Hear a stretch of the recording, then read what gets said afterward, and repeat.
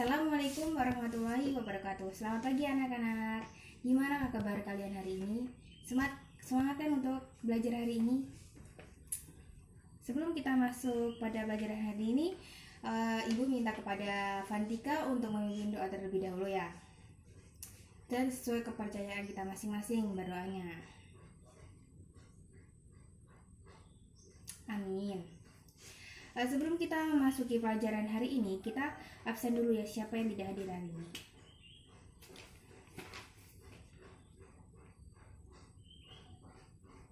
Oh, yang tidak hadir hari ini nggak ada ya? Nihil ya berarti.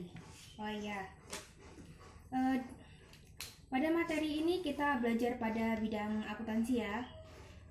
Tahu nggak kalian bidang akuntansi itu ada berapa? Bidang akuntansi itu ada berapa kira-kira? Tahu nggak kalian? Ada 9 bidang akuntansi. Yang pertama itu ada akuntansi keuangan, yang merupakan penerapan akuntansi secara keseluruhan untuk suatu unit ekonomi. Nah, di sini kan ada bidang akuntansi. Yang pertama ada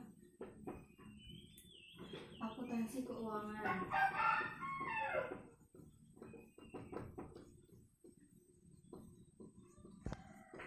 Nah, di akuntansi keuangan ini merupakan penerapan akuntansi secara keseluruhan untuk suatu unit ekonomi.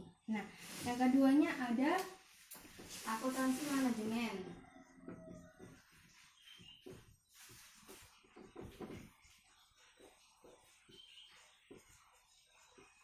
Nah, akuntansi manajemen di sini menyiapkan data historis atau taksiran dalam membantu pekerja manajemen sehari-hari dan merencanakan operasi perusahaan. Nah, yang ketiga ini ada akuntansi biaya yang termasuk dalam suatu perusahaan. Dalam akuntansi biaya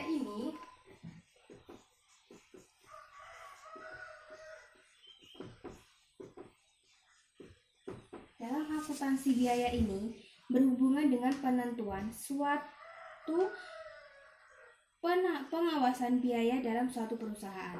Nah, yang keempat ada akuntansi pemeriksaan yang meliputi pemeriksaan independen atau pekerja akuntansi secara menyeluruh. Jadi kalian harus memahami apa bidang akuntansi yang telah Ibu sampaikan tadi.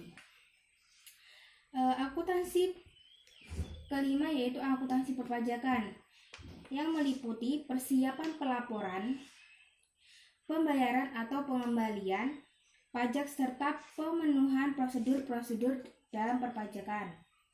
Yang keenam ada akuntansi pemerintahan yang merupakan bidang khusus yang membuat dan melaporkan transaksi-transaksi yang dilakukan pemerintah serta lembaga-lembaga pemerintahan. Di sini juga ada sistem akuntansi, yaitu merupakan bidang khusus untuk penyusunan serta penerapan atau aplikasi suatu sistem percatatan serta pelaporan dan sistem analisis data keuangan perusahaan.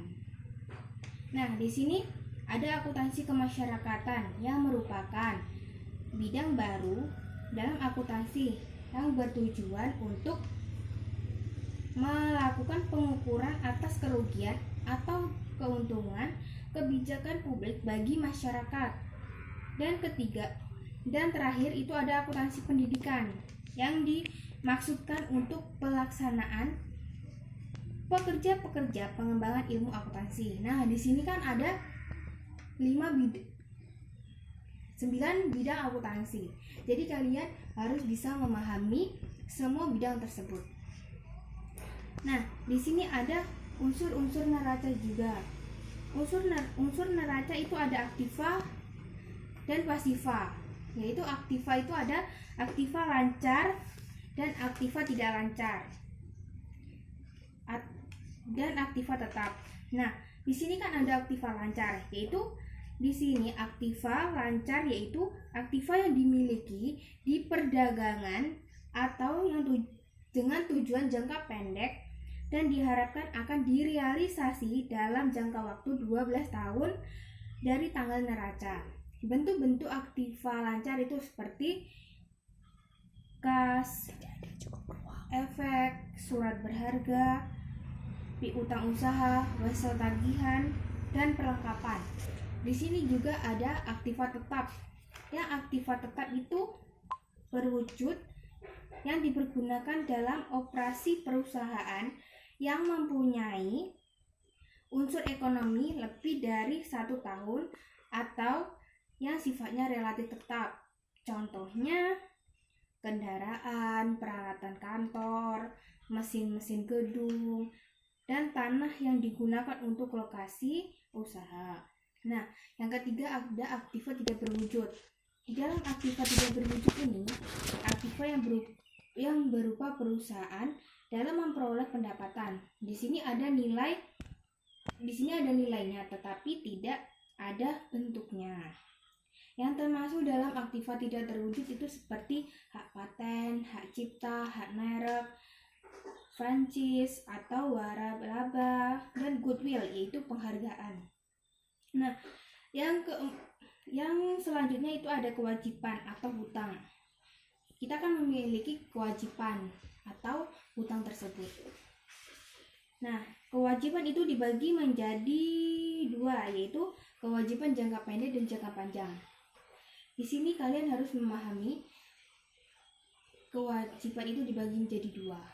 Dan apa itu tersebut? Kewajiban jangka pendek yaitu adalah sesuatu kewajiban yang diklasifikasikan sebagai jangka pendek jika kurang dari 1 tahun. Contohnya, diperkirakan disesuaikan dalam jangka siklus atau normal operasi perusahaan atau jatuh tempo dalam jangka 12 bulan dan tanggal temponya. Nah, yang pertama ada kewajiban lancar, yaitu yang termasuk dalam kewajiban lancar itu ada utang usaha, wesel, beban yang masih, pendapatan yang diterima di muka, dan utang gaji.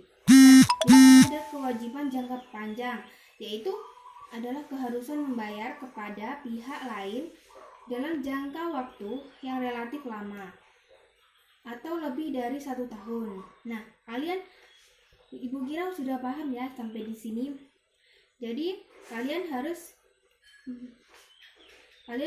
meringkas apa yang Ibu sampaikan tadi ya, supaya besok kalau Ibu menanyakan materi ini kalian bisa. Nah, selanjutnya di sini ada kewajiban jangka panjang yang termasuk dalam